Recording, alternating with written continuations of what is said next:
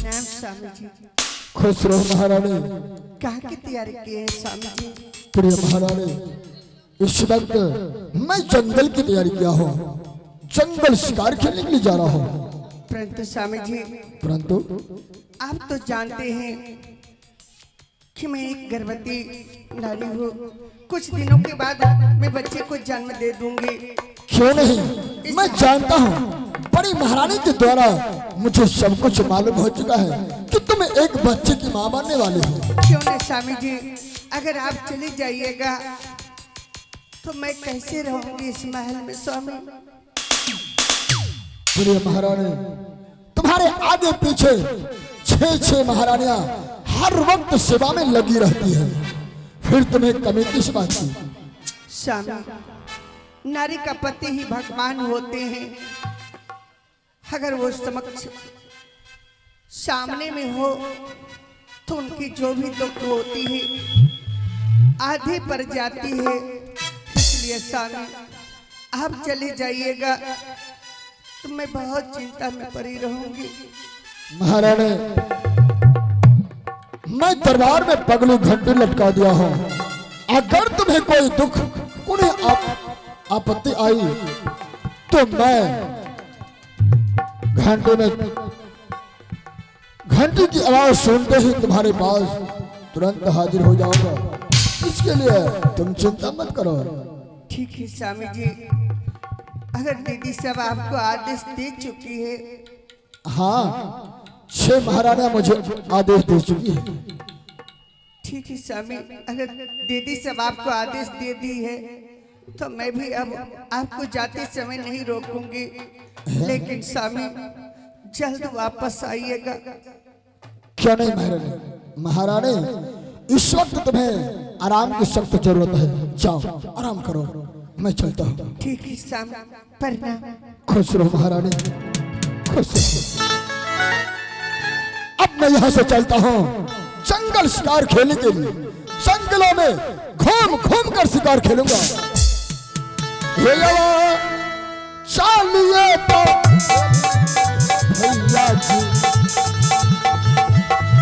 अब चलिए कहाँ खेली नहीं हो भैया जी। जंगल शिकार हो रहा, पानी बंदर चल हो गया। अब आज दिन जई भयो लागत, अब आज दिन जई भयो लागत। जंगल शिकार हो ना हो, आज एक दिन मोना भैया दौड़ने कहो चाली रही हो भैया जी। भैया दौड़ने कहो चाली रही हो भैया जी। पानी बंदर चाल हो ना, पानी बंदर चाल हो जाए।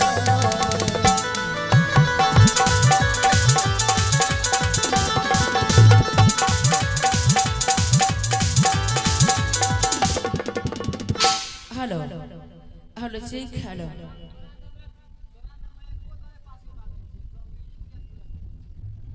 हेलो, हे भगवान।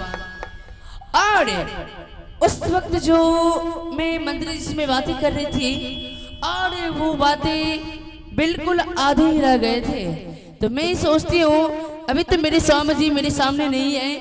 मेरे स्वामी जी चले गए जंगल से गाड़ खेलने के लिए, तो मैं सोचती हूँ क्यों नहीं वो बातें आज पूरी हो जाए। तो मैं बुलाती हूँ अपने मंत्री को।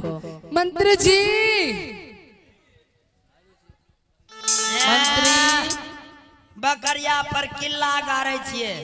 अरे आजा। आ रही हो। मारते मारते पूछ का है दिल के। मंत्री जी, जी, मैं आपको इसलिए मैं बुलाई हूँ क्योंकि जिस वक्त भी आप और हम बातें कर रहे थे तो उस वक्त मेरे स्वामी जी चले आए थे। वो तो रास्ते का कांटा बनने के लिए चले आए थे। हम जिसको भी बताते हैं सही रास्ता बताते हैं। रहता हूँ मस्ती की मस्ती में, आग लगाता हूँ बस्ती की बस्ती में। ये जुल्मी सिंह का पावर आप नहीं देखे हैं। जुल्मी सिंह के ऊपर कोई अगर जुल्म करता है, जुल्म करने वाले को 3 फीट अंदर धंसा देता हूँ। हाँ, मंत्री जी हाँ। तो मैं सोचती हूँ अभी मेरी स्वामी जी मेरे सामने नहीं है, नहीं है। वो चले गए जंगल से गाड़ी के लिए। जी। तो क्यों नहीं आज वो बातें पूरी हो जाए? पूरी तो तभी होगा जब आप हमसे हाथ मिलाइएगा तब। कहने हमरा बाबू मौगी बात पर विश्वास नहीं छे। हाँ, ये बिना के लोटा भेले, कभी पलेट का हिन्ना कभी घोलेट का हुन्ना चल जाए छे। सायों में हाँ, बहुओं में हाँ। इसलिए आप मेरे साथ वादा कीजिए, वचन दीजिए, उसके बाद हम सारी बातें बताऊंगा कैसे राज्य रानी बन करके इस महल में आप जिएगा। अच्छा ठीक है, बताइए। हाथ मिलाइए ना, हाथ मिलाइए। वो हाथ में क्या ले लिया? हाथ में क्या लिया?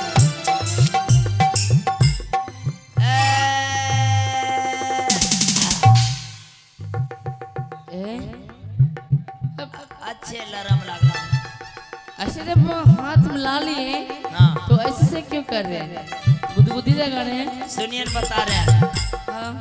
ऐसे ऐसे क्यों किए, हम्म। अब मेरा बात आप मानिएगा। अच्छा तो बताइए तो।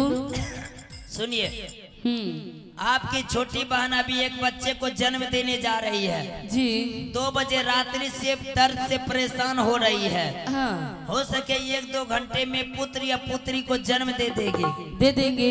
इससे पहले आपको वो खोज करेगी हाँ। दर्द में। हाँ। उस समय उसके पास उस तरह पेश आइए कि उसको समझ में ना आए कि आप उसका दुश्मन है कि दोस्त है। अच्छा। इसी बीच जाइए, उसके आंखों में 7 2 बार पट्टियां बांध दीजिए। बांधने के बाद दोनों पैर को चूल्हे में और सर को कोठी में डाल दीजिए। अच्छा। अगर वो पूछेगी बहन ये आंखों में पट्टी किस लिए बांध रही हो, उसे कहना इस नगरी सोनापुर शहर का रीति रिवाज है। जो भी माँ पहली बार बनती है उसके आंखों में 7 2 बार पट्टियां और पैर को चूल्हे में, सर को कोठी में दिया जाता है, ताकि जो भी बच्चा उसके कोख से पैदा लेगा उसको ये पता ना चले कि बेटा है कि बेटी है। उसी वक्त उस बच्चे को डगरीन से मिलवा करके रखेंगे, डगरिनिया के द्वारा किसी गड्ढे में फेंकवा देंगे। अच्छा। फेंकने के बाद महाराज को उसी वक्त आवाज लगाएंगे, पगली घंटी में 3 ठोकर। हाँ। जंगल में जहां भी होंगे वो दौड़ते हुए आपके पास चले आएंगे। उसके कोख से जन्मा हुआ बच्चा फेंका चला जाएगा। हाँ। उसके पंजरे के नजदीक ईटा पत्थर आप रख दीजिएगा। अच्छा। जैसे महाराज बच्चे को ढूंढेंगे हाँ। उसके गोद में ईटा पत्थर दे दीजिएगा, और ईटा पत्थर देने के बाद आप साबित यही कर दीजिएगा छोटी बहन ने ईटे पत्थर को जन्म दिया है, ये आपके लिए नहीं बच्चे के लिए काली नागिन बन गई है। हाँ। इस जैन चुड़ैल को देखते ही सदा के लिए मार मार कर घर से बेघर कर देंगे और सुंदरबन जंगल भेज देंगे। ना रहेगा बांस ना बजेगी बांसुरी। मंत्री जी आपने तो बिल्कुल सही रास्ता बताए। मेरे पास एक बीमारी का 365 इलाज है। हाँ। अरे आपको कुछ सुन रहे हैं आप? चिल्ला रही है महल में। महल में छोटी बहन इतना जोर जोर से चिल्ला रही है ना, पेट को मुठिया लिया है। करे आगे माँ, आगे माँ, आगे माँ। क्या हुआ? अब नहीं बचवे गैस महारानी जी बोल रही है। हाँ। मैं जाऊं? आप जाइए छोटी महारानी के पास। आप जाइए डगरीन के पास। हम चंपा डगरेन को बुला ले आता हूँ। ठीक है, जाइए। पहले नैनों में 7 2 बार पट्टियां बांध दीजिए।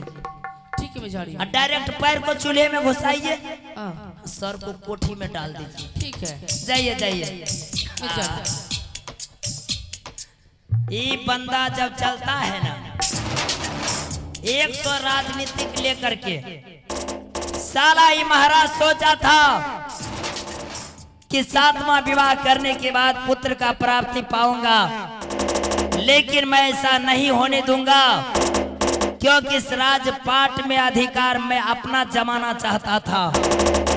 लेकिन ये महाराज बार बार मेरे शरीर पर कोड़े बरसाता आ रहा है। आज मैं इस राज का उत्तराधिकारी बन के रहूंगा। हाँ। अब देखता हूँ चंपा डगरीन कहाँ है। डगरीन को मैं बुलाने के लिए जा रहा हूँ। ऐसे गाना गाना सुनते हमरा नाना पाठ पुरबेन कर गाना में देखो गने हाँ बड़काबू के बेटा सारूज के ने मुझे लाइसेंस सारू रखे आइए